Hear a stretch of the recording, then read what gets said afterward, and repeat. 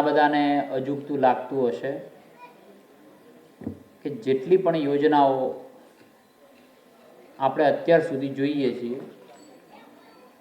એ બધી જ યોજનાઓ માનવના કલ્યાણ માટેની હોય છે. એટલે આપણે હર હંમેશા એવી જ ચિંતા કરતા હોય, કોઈ આગેવાન આવે એટલે કાગળ એક આપીએ કે અમારે રોડ કરજો ને અમારે પાણી કરજો ને અમારે સ્મશાનમાં સગડી કરાવજો ને કોટ કરજો ને. એટલે આપણા ભાવો આમ કહેવાય છે ને કે સાહેબ આપણે કેટલું ચક્કર લગાવીને માનવના રૂપમાં આવ્યા, તો કે કેટલા ભાવ લગાયા આપણે? 84 નહીં ના, 1000 નહીં, 84 લાખ. એ 84 લાખનો ચક્કર લગાવીને માણસમાં આવ્યા આપણે. અને બાકીના જેટલા પણ જીવો છે, જેટલા જીવ છે, એટલે 84 લાખની અંદર એક માણસ કાઢી નાખીએ તો બાકીના બધા જ જીવો એ આ ફોરેસ્ટ વિભાગના છે.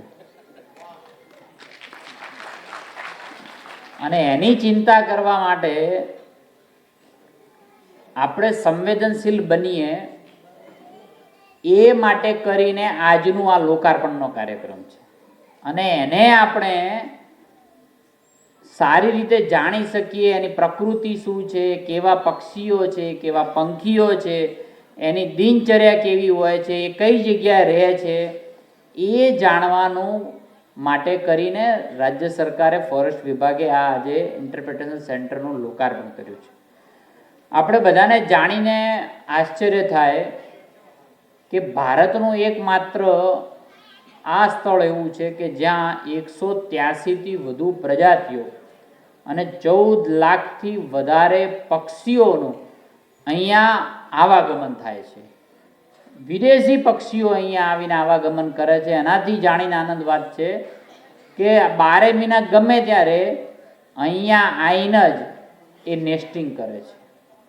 એટલે કે પ્રજાતિને વધારવાનું કામ, એને બચ્ચાને જન્મ આપવાનું કામ એ આ ધરતી ઉપર આવીને કરે છે. પંખીઓ ઘણા બધા આવે છે અને પંખીઓ અહીં આવે, દુનિયા પણ જોવા આવે.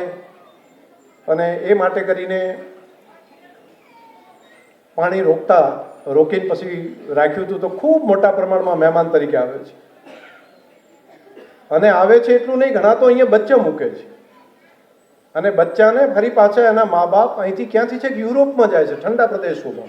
આખો દરિયો સાફ કરીને દરિયાની અંદર વચ્ચે બેસી નથી શકતા, સતત ઉડ્યા કરે છે. એટલે ઉડવાની પદ્ધતિ પણ તમને બધાને ખબર હશે.